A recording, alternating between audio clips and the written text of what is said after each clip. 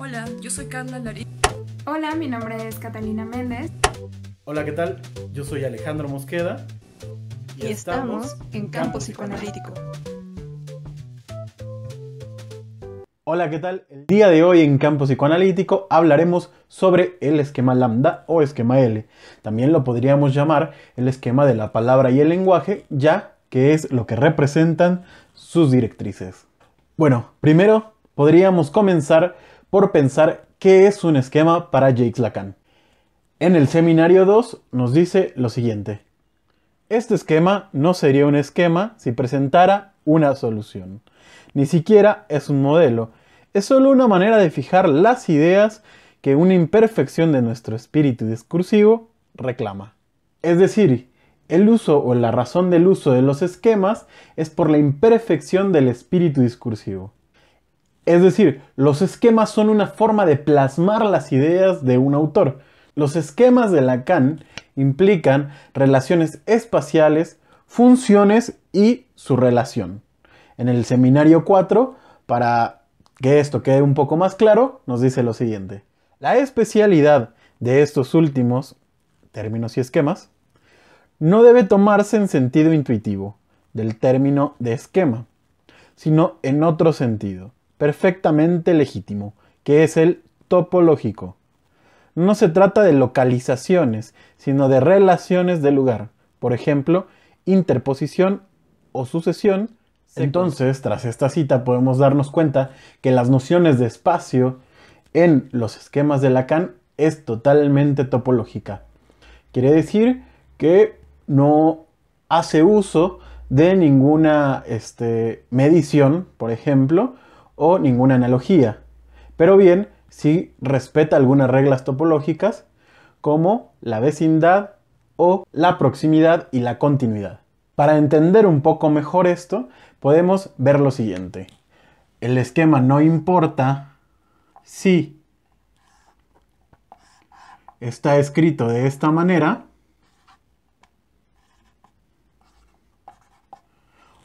o bien está escrito de esta otra.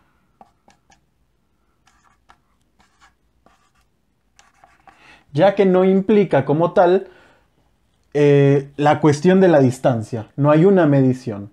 Pero uno de los factores importantes que hay que rescatar es que no podría hacerse de esta forma, por ejemplo.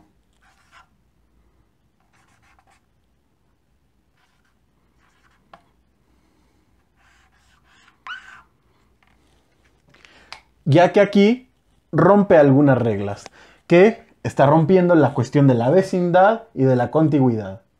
Entonces, tenemos 4 elementos que forman nuestro esquema L. Por un lado, el sujeto, representado por la S, el moi, o yo, representado por la A minúscula, la A', que sería el otro semejante, y la A mayúscula como el otro, el verdadero otro, dice Lacan en el seminario 2.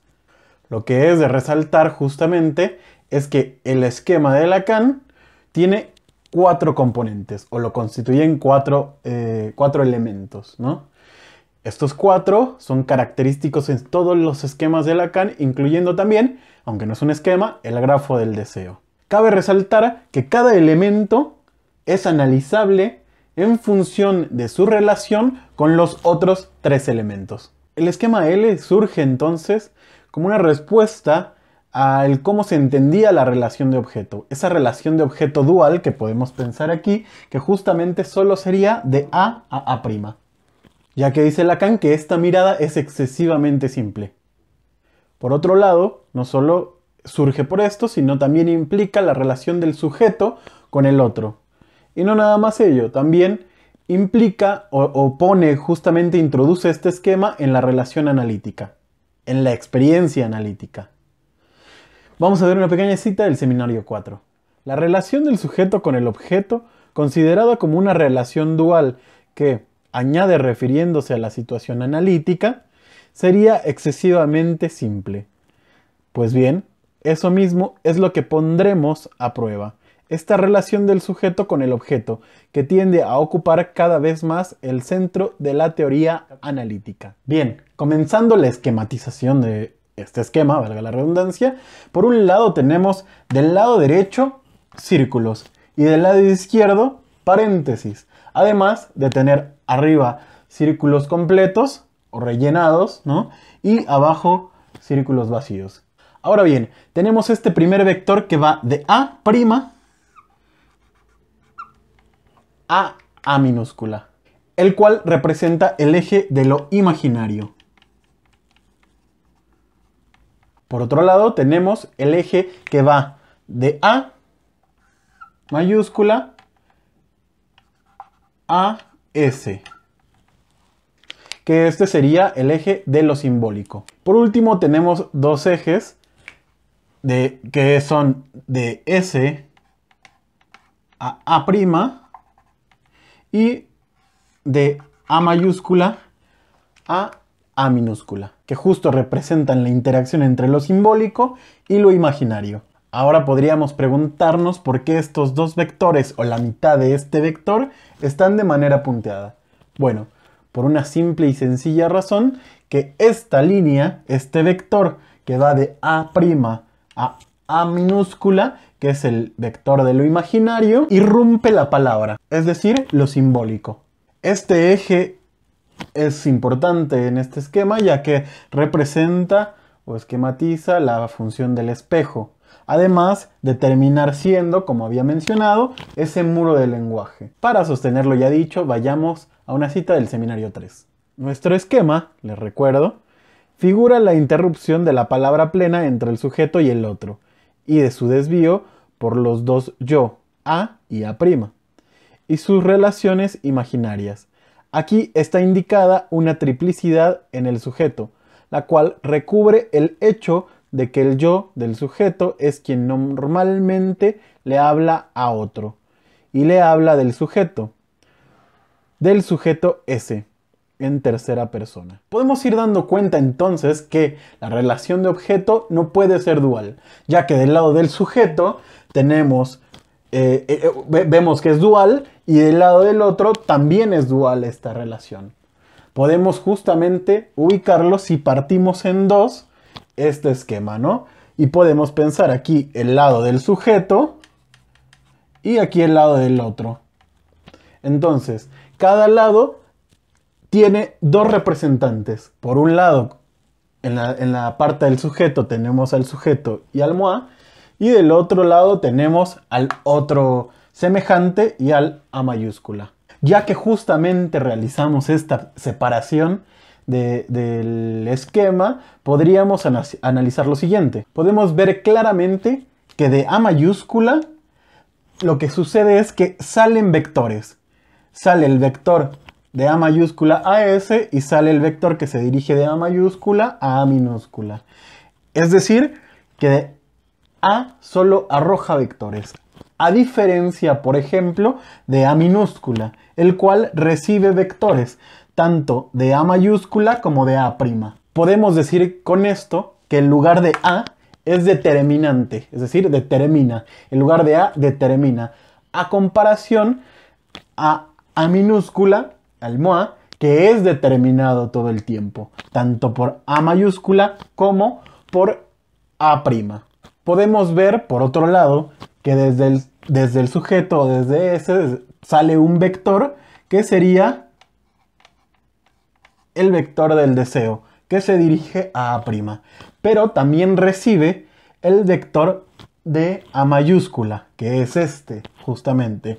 Por lo tanto, podemos intuir, ¿no? O podemos concluir con esto, que A y S son necesarios el uno para el otro. Es decir, que sin S no hay A y sin A no hay S. Sin embargo, tenemos que darnos cuenta que la relación, o quien determina, mejor dicho, es A el que determina a S. No puede ser en sentido contrario, ya que justamente el vector apunta de A hacia S. Es decir, el A determina al S. Pero, recalcando una vez más, que no podría existir el uno sin el otro.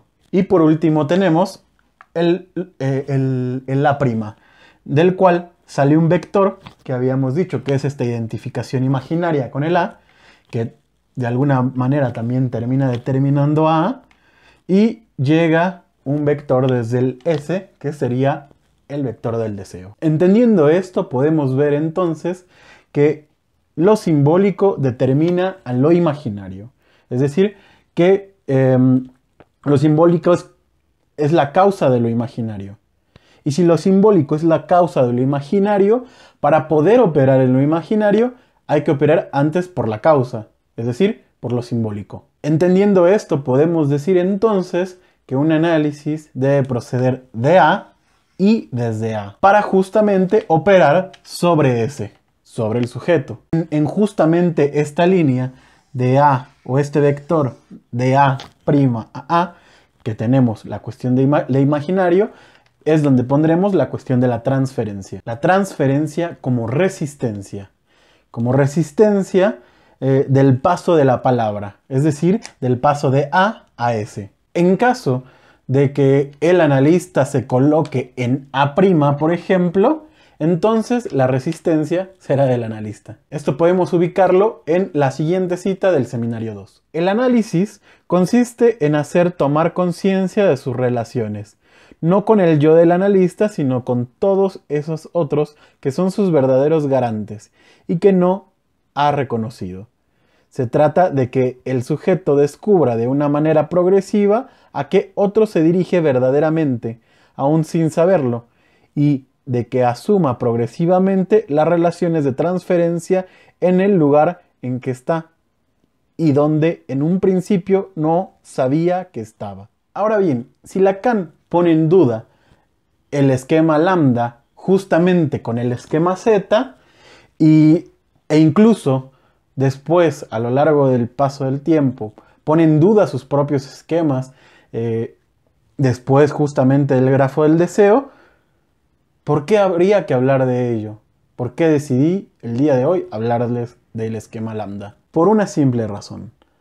Para poder ver que no hay un primer, segundo, tercer Lacan y un ultimísimo Lacan. Ya que desde el seminario 1, hoy hablamos del seminario 2, 3 y 4, pero si desde el seminario 1 con el modelo óptico, Lacan ya desde ese entonces había introducido el real, el simbólico y el imaginario. Aquí justamente el día de hoy pudimos ver dos de estos elementos, además de algunos otros, como es el sujeto y el A mayúscula.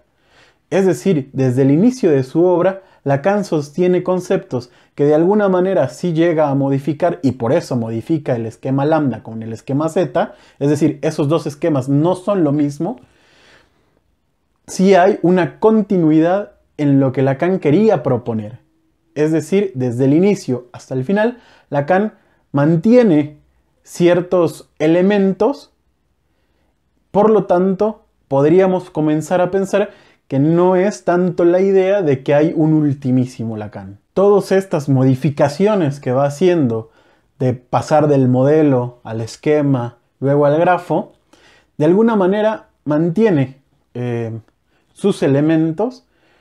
La combinatoria es distinta en algunas ocasiones, pero bien, es un intento de formalizar el psicoanálisis, hasta llegar a los matemas, por ejemplo. Además, el esquema L fue justamente ese paso de los modelos de alguna manera imaginarios a los esquemas simbólicos, que como pueden dar cuenta serán utilizados por Lacan, los esquemas, en el seminario 2, en el seminario 3 y también en el 4. Bien, hasta aquí el día de hoy.